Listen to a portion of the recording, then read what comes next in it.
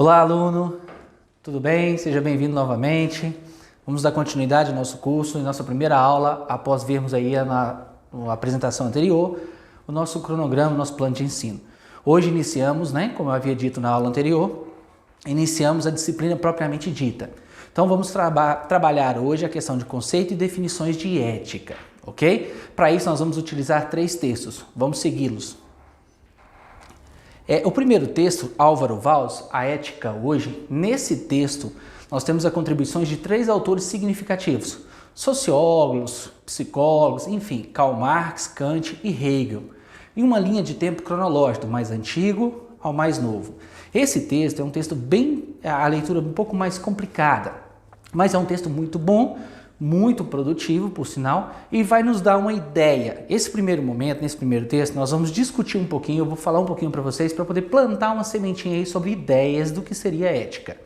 Então é só para a gente planear o terreno, ok? O lema máximo da ética é o bem comum. Então aqui eu tenho 3 falas que vocês vão ver ao longo do texto.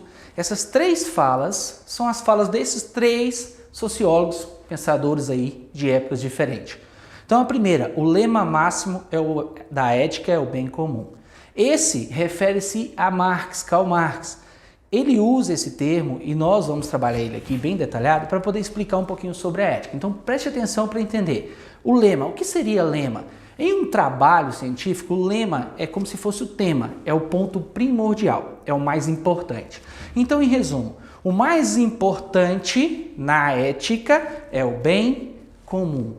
Então, é fazer o bem em prol do outro, o bem comum. Então, a gente já tem um pouco da ideia aqui de Karl Marx.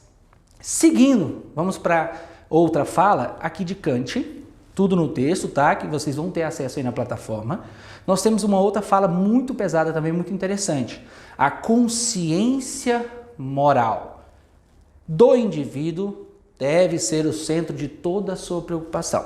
Como assim? O agir ético, o fazer, as atitudes, as ações do indivíduo devem ser baseadas ou pautadas em uma consciência moral, em um dever moral. Quando a gente fala de moral aqui, e nós vamos ver mais detalhado em próximas aulas, nós estamos falando de uma sensação de convívio com a sociedade.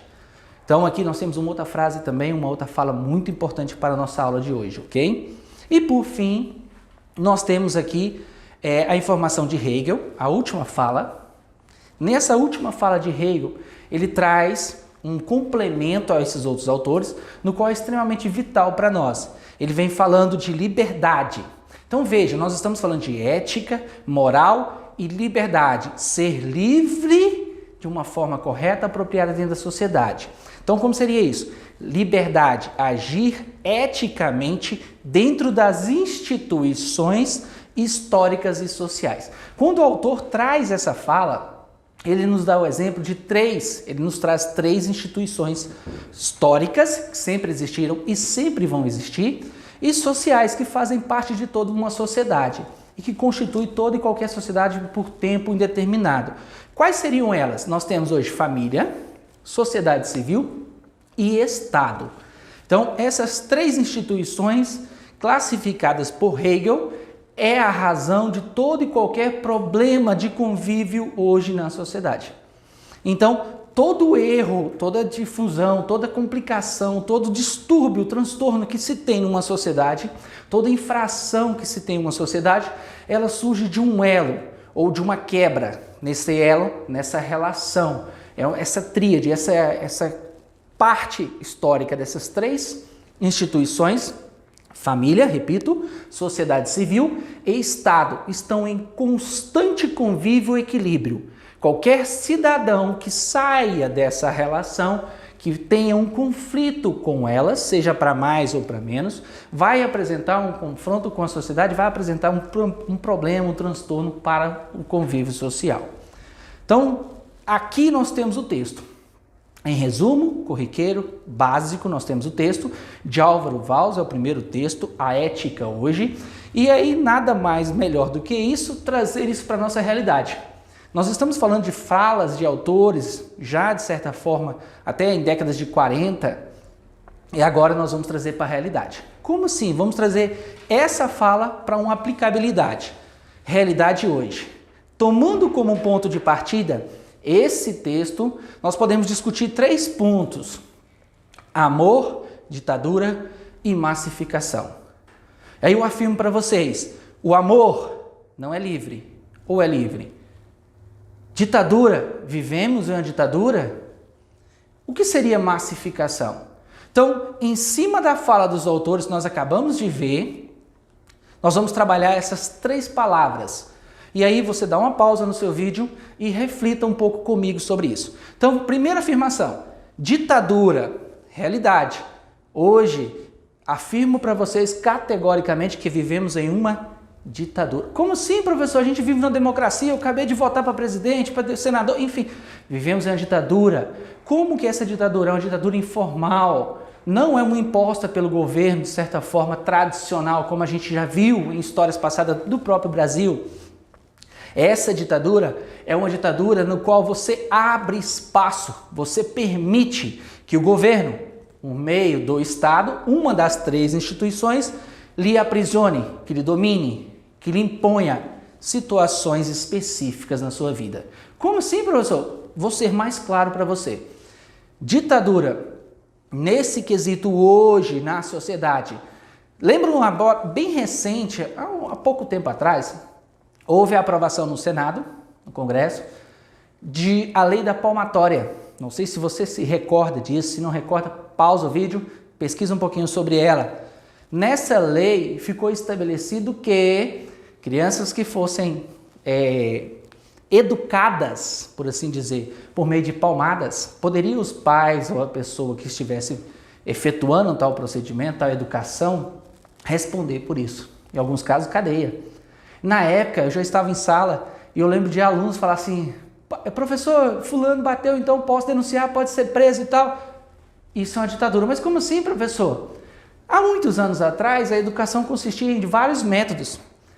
E era a família quem tinha esse dever, esse direito de educar. Hoje, com o passar da sociedade cada vez mais perdida, solta, sem controles nas famílias, que começam em qualquer de repente, como diz música, né? Que começam e terminam sem nenhum fim, sem nenhuma relação. O filho, um tiquinho de um tiquinho do outro, enfim. Não tem esse convívio, esse ambiente familiar, elas se perdem e aí elas vão ter conflito. E quem vai ter que criar e cada vez mais controlar as famílias e o cidadão é o Estado. Nesse caso, o Estado vai cada vez mais entrando na sua residência, na minha, na sua, na nossa. Quando ele entra e cria uma lei para garantir a segurança, a proteção, de certa forma, daquele cidadão. Então, entende-se que há muita agressão familiar, muitos problemas, agressões a crianças. O Estatuto da Criança e do Adolescente tem vários exemplos disso aí. E aí é preciso, então, criar-se uma lei que evite ou que proteja essa vida. E isso cada vez te tira mais o espaço e te deixa menos chance para poder pensar e refletir. Eu nunca apanhei, meu pai e minha mãe nunca me educou desse jeito. Mas existe na sociedade hoje pessoas que utilizam esse meio. Pode ser viável? Pode. Pode não ser? Pode. É questionável. Mas o que vale aqui é que você tem que entender que a família está perdendo o seu direito como família. Por isso estamos cada vez mais vivendo em uma ditadura. É necessário que alguém nos controle. Vamos para o outro. Amor. Eu pergunto, o amor é livre? Pensa. Sim, não, talvez. O que é o amor? Vamos tirar toda a ideia de amor aqui. Vamos trabalhar bem rapidamente. O amor é todo aquele desejo, um anseio. Nós não estamos falando só de fraterno, não. De namorado. Vamos pegar o de namorado, de relação, né? Então, uma relação. Você é livre para amar quem quer? Certa vez, uma pessoa me perguntou assim, virou para mim e falou assim, eu te amo. Aluno, qual a frase que essa pessoa esperava ouvir de volta? Pensa. Eu também, né? Não pode nem ser idem, tem que ser eu também, tem que ser assertiva, né? Se você falar obrigado, vai dar briga. Vai dormir no sofá, vai haver separação. Então veja, a ideia do amor é livre? É.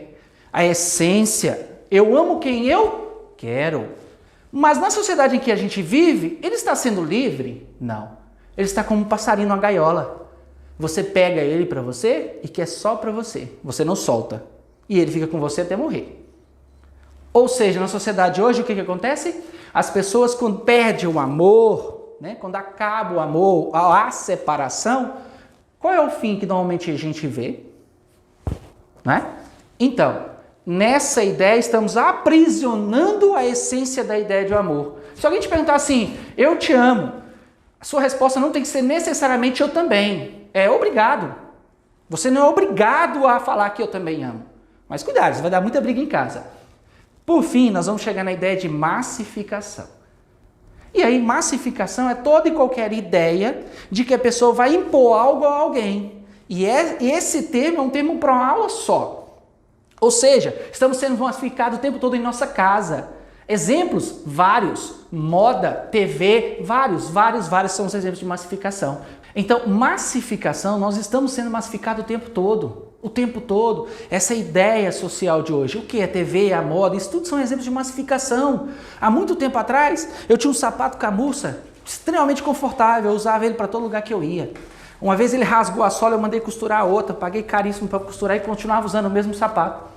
Um dia minha esposa virou para mim e falou assim, joga esse sapato fora. Não, ninguém usa. Todo mundo usa um tênis de mola assim e tal. Não, eu gosto, eu uso. Quando eu faço isso, eu estou brigando pelos meus direitos, pelos meus interesses, pela minha subjetividade. Aquilo que me difere de todas as outras pessoas. Então, a massificação é a habilidade, é o ato que a pessoa tem de abrir mão da sua subjetividade, de deixar de ser único no mundo e fazer o que todo mundo faz. Quer exemplo? Você provavelmente já deve ter feito isso na vida. Ou uma calça saruel que todo mundo usava.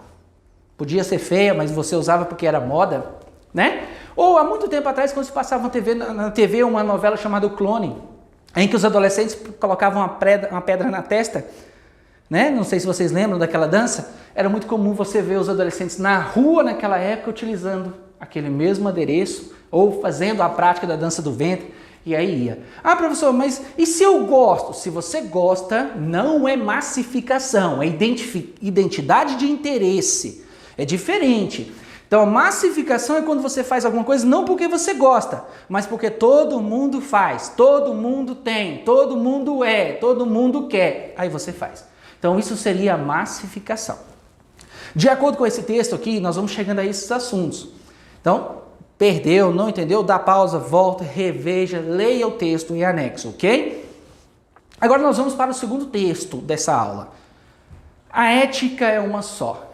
Então veja bem, esse texto de Kidder era um autor, um escritor de um dos jornais mais famosos. Talvez você já deve ter ouvido falar do New York Times, né? Então ele escreveu muitos anos, um colunista, escreveu muitos anos. No texto, ele trabalha de uma forma bem corriqueira, como se você estivesse tendo um discurso com ele. Muito gostoso, muito prazeroso esse texto para a leitura. É um texto maior, quase o dobro das páginas do outro, mas é um texto bem legal a leitura. Ele vem, a primeira coisa que ele vai te trazer é essa afirmativa, essa informação. A ética não é um luxo. A gente ter ética não é ter luxo. E tampouco, e muito menos, trocar a palavra, uma opção. Não é uma escolha, é obrigatório. Ela é essencial para a nossa sobrevivência. Quando o autor fala isso, ele fala assim, vou trabalhar essa informação para você com 3 afirmativas, 2 discussões, 2 definições do conceito de ética e, por fim, uma conclusão. Então, veja, primeiro texto a gente vem trazendo dúvidas, plantando sementinha na sua cabeça. E agora a gente vai tentar fechar essa dúvida, para você terminar essa aula já concluindo certa parte aí de definições de ética. Terminou a aula, já conseguiu identificar e definir essas falas de hoje, esses conceitos de hoje? Estamos satisfeitos. Vamos lá?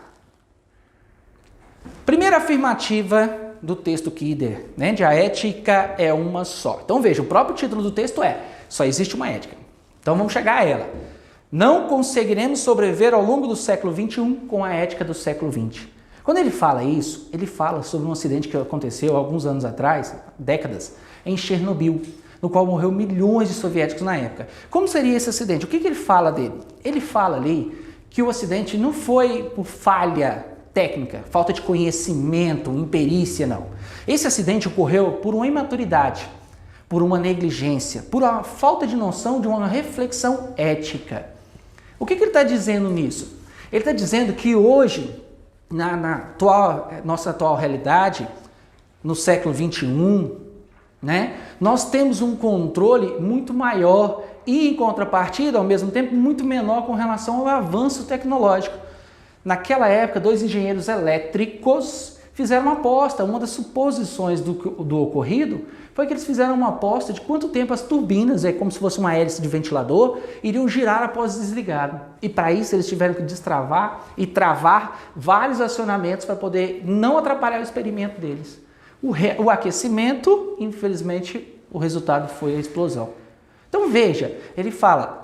No século passado, a gente não tinha armas de destruição em massa, não tinha armas capazes de prejudicar ou de ir até inúmeras pessoas. Hoje temos. Então temos que trabalhar essa reflexão. A segunda afirmativa dele, ele vem nos dizer, não reunimos condições necessárias para essa mudança. O que é essa mudança? O autor vem falar assim, olha, temos que mudar, não é para ontem, não é para amanhã, é para ontem. Temos que mudar imediatamente. Mas ele afirma, é uma afirmativa, não reunimos condições necessárias para essa mudança. Quando ele fala isso, ele traz para a gente a seguinte informação, que ele fez pesquisas e vários outros autores também fizeram pesquisas. E você vai participar de uma agora. Você vai fechar os olhos, depois que eu estiver fazendo as perguntas, e vai tentar responder mentalmente essas seguintes informações. Primeiro, vou começar pela pesquisa, depois a gente volta, né? Primeiro, você seria capaz de passar 5 anos numa cadeia para receber 1 milhão? Você seria capaz de passar 1 ano na cadeia para receber 1 milhão? Você seria capaz de colar nas suas provas finais para receber o diploma? Você seria capaz de adulterar documentos que não podem, termos perícios que não podem ser alterados, para se beneficiar? Então, veja bem, essas são algumas das perguntas em que havia nesses questionários que Kidder saiu aplicando nas escolas. E os resultados foram assustadores. Assustadores. E você deve ter feito a sua reflexão, deve ter percebido também alguns resultados um pouco assustadores, né? Como seria isso? Quem é que muda? O mundo, a mudança não começa nas escolas, não começa na juventude. Ele foi em escolas, ele foi em futuros profissionais, como você, que vai se formar, vai ser um futuro profissional. Na sua área, ele foi em escolas assim, ele foi em cursos. Gente, ele foi em cursos de, por exemplo, piloto, aviação. Chegou lá, fez essas perguntas. Aí eu pergunto uma outra para você refletir. Você seria capaz de voar com um piloto que colou ou que não fez as suas provas finais? Se sim, kamikaze. Se não, normal. Você seria capaz de fazer uma cirurgia plástica com um médico que não fez nem a residência, que não concluiu nem os cursos, os estudos? Então, não, né? Acredito que não. Esse é um ponto-chave. Por quê? Não seríamos capazes de fazer isso. Porém, esse é um grande dilema. Sabemos disso? Não. E os resultados são cada vez mais assustadores, que as pessoas estão cada vez mais se submetendo a situações dessas para se beneficiar. Então, não reunimos as condições necessárias, porque as mudanças não começaram na juventude, não começaram nos estudantes, não começaram nos futuros profissionais. A sua terceira afirmativa, noção de que nada, a ideia, uma noção, uma ideia, de que nada é absoluto, de que não há valores comuns, conjuntos essenciais ou morais que possam ser compartilhados ou compreendidos. Essa afirmativa dele é crucial para o texto. Quando ele fala isso aqui, ele fala de um relativismo, de certa forma. Nada é absoluto. Gente, se eu pegar qualquer um, eu vou explicar um exemplo simples. Se eu pegar qualquer um de vocês, colocar no avião e jogar em qualquer país, com a venda nos olhos e falar assim, quando você descer, pousar ali com paraquedas, chega a primeira pessoa e pega tudo que ela tenha, que você julgar de valor. O que é isso? Roubo, né? Furto, né? Roubo, independente da terminologia, né? Definição jurídica. É roubo, furto, não é? Isso é um consenso. Isso é absoluto. Em qualquer lugar do mundo que você for, roubo é roubo, não é? Então, quando ele fala isso, ele fala das pessoas que elas estão se beneficiando, elas estão adulterando, modificando para se beneficiar. Então, na cabeça das pessoas, não existe algo absoluto que possa ser ensinado. E as discussões vão além, tá? Continuando, definição. Ética é, primeira definição, obediência ao que não é passível de punição por lei. Então aqui nós temos dois conceitos novos, autorregulado e regulador. Fique atento a isso. Obediência, fazer o que não é passível de punição por lei. Não tem uma lei que te obriga a levantar, a fazer isso naquele exato momento. Se tiver a lei, não é ética. Você está fazendo o que é a moral, o que a sociedade impõe. Se não tem a lei, você faz, é ética. Dentro do ônibus, lá atrás, os bancos cinzas do metrô que você senta, acho que é cinza mesmo, lá no fundo, que você senta, que não estão pré-estabelecidos na lei. Chegou uma pessoa com uma necessidade, você levanta e cede o local. Isso é o quê? É ético. Mas se você está no outro lugar e aquele banco é exclusivo, lembrando, exclusivo e privativo são coisas diferentes, tá? Exclusivo lembra de escova. É seu, só você que escova. Privativo lembra de privada, seu banheiro, você empresta, quem tiver na sua casa usa. Você pode delegar. Então, se você cede esse local e está previsto na lei, não é ética, é moral, você está cumprindo a sua obrigação. Então, ser ética é fazer aquilo que não é imposto a você, não é obrigado, mas você faz pensando no outro. A segunda definição, para a gente já estar finalizando o texto, ética é a frequente batalha entre o certo e o certo. Professor, não é certo e errado, não? Não. Todas as pessoas vão ter uma ideia do que é o certo numa determinada situação. Se ela sabe que é errado, ela não faz. Ela já eliminou a ideia de ética. Ela já está acatando a moralidade. Se é certo na concepção dela, ela vai fazer. Mas o certo na concepção dela pode não ser o certo, a consequência no futuro na concepção de outras pessoas. Então, por isso, é o certo na concepção dele e o certo na concepção de terceiros. Vamos lá. Para concluir o texto do nosso autor, Kider, a ética é uma só, o próprio título diz, só existe uma ética e nada mais. Ela se aplica a todas as áreas e em todos os sentidos. Como assim? Um político fala, vote em mim, sou isso e aquilo, apresenta uma carreira profissional inidônea. Aí você vai ver a vida pessoal dele, agride família, abusa, separações e aí vai. Agressões e aí vai. Ou seja, o autor está dizendo aqui que a ética, ser ético, é ser ético dentro, fora do trabalho. Então, em todos os ambientes que você estiver, estará sendo ético ou não estará sendo ético. Ético não é um jaleco que você veste e agora eu sou ético. Ético é a identidade que a pessoa tem para poder executar seus padrões de acordo com o bem comum constantemente na sociedade.